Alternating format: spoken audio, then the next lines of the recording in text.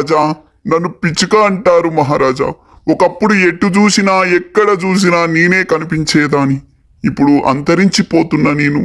ఎందుకంటే ఈ మానవులు సెల్ ఫోను టవర్లు పెట్టి నన్ను నానా చిత్రహింసలు చేసి చంపేస్తున్నారు.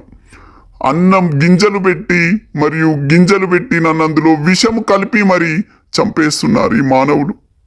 మీరే నన్ను కాపాడాలి మహారాజా, మీరే నన్ను కాపాడాలి. మహారాజా, నన్ను సీతాకోక చిలుక అంటారు. నేను ఈ మనుషులకు ఉపయోగపడే పరాగ సంపర్కం జరిపి వారి పూతలని పిందెలుగా చేసి కాయలుగా చేసి వారికి ఆహారం ఇస్తుంటే నన్ను విష రసాయనాలను పిచికారి చేసి చంపివేస్తున్నారు మహారాజా. ఈ ప్రజలు నన్ను చంపివేస్తున్నారు. నేను అన్ని జంతువుల కన్నా పెద్దదాన్ని, కానీ నన్ను నా దంతాల కోసం, వారి ఆనందం కోసం నన్ను వేటాడి చంపేస్తున్నారు మహారాజా, నన్ను చంపేస్తున్నారు.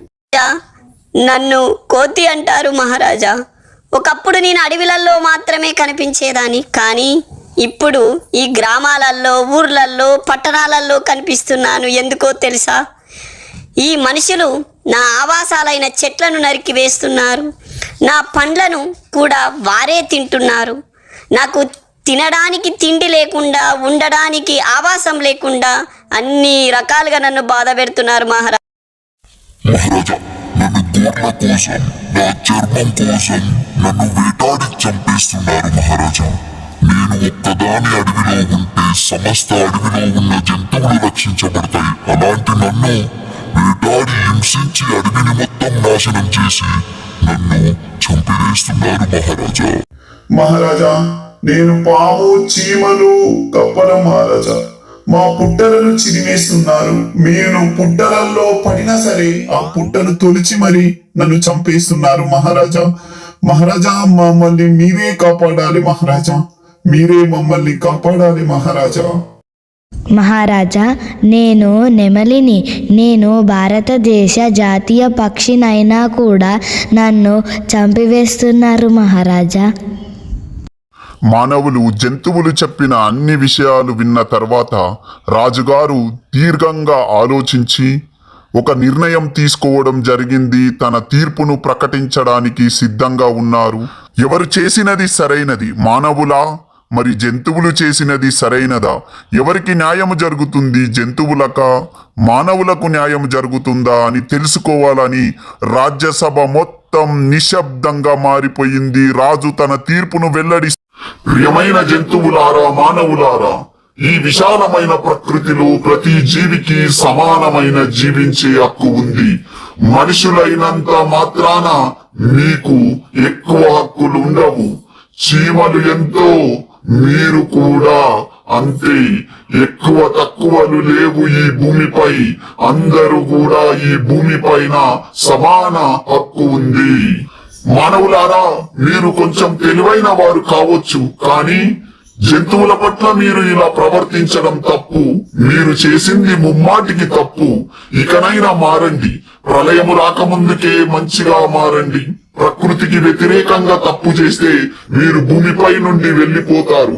మీరు మారకపోతే తాగే నీరు, తినే తిండి, పీల్చే గాలి, ఉండే భూమి అన్ని కలుషితమై పర్యావరణం మొత్తం నాశనమవుతుంది. ఇకనైనా మారండి మానవులారా.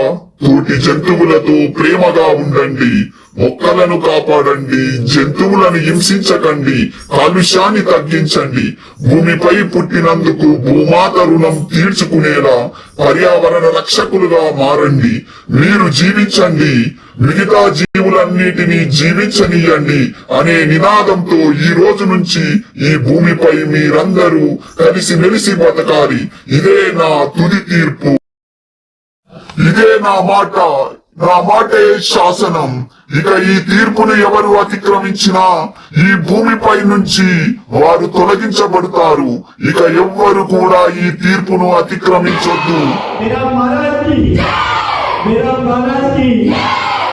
మహారాజా, మీరిచ్చిన తీర్పు సరైనది మహారాజా. మాకు కనువిప్పు కలిగినది మహారాజా. మేము ఈ జంతువులతో ప్రేమగా అన్యోన్యంగా కలిసిమెలిసి ఉంటాము మహారాజా. వాటిని మా కుటుంబ సభ్యులుగా చూసుకుంటాము మహారాజా. పర్యావరణాన్ని కాపాడుతాము, కాలుష్యాన్ని తగ్గిస్తాము మహారాజా. ఇది మేమందరము మీకు ఇస్తున్న మాట మహారాజా. మానవులు జంతువులు కలిసిపోయి పర్యావరణాన్ని కాపాడుదామనే నినాదంతో జీవనం కొనసాగించసాగాయి. మానవులారా, ఇకనైనా మేల్కోండి. పర్యావరణాన్ని కాపాడుదాం, జీవ వైవిధ్యాన్ని రక్షించుదాం. భూమిపైన తాగే నీరు, పీల్చే గాలి, ఉండే భూమి అన్ని కలుషితము కాకముందే మేల్కొని ఈ పర్యావరణాన్ని కాపాడుదాం. మనము జీవిద్దాం, మిగతా జీవులను జీవింపనిద్దాము అనే నినాదంతో మనము ఇక బతుకుదాం. మానవులారా, ఇకనైనా మారుదాం, పర్యావరణాన్ని రక్షించండి అని ఈ చిన్న నాటిక ద్వారా మా విద్యార్థులు మీకు తెలియజేయాలనుకున్నారు. కాబట్టి మీరందరూ పర్యావరణ పరిరక్షకులుగా మిగతా జీవులను ప్రేమించండి, వాటిని వేటాడకండి, వాటిని చంపకండి, మొక్కలను నాటండి, పర్యావరణాన్ని కాపాడండి, జీవ వైవిధ్యాన్ని రక్షించండి. ఇదే మా మనవి.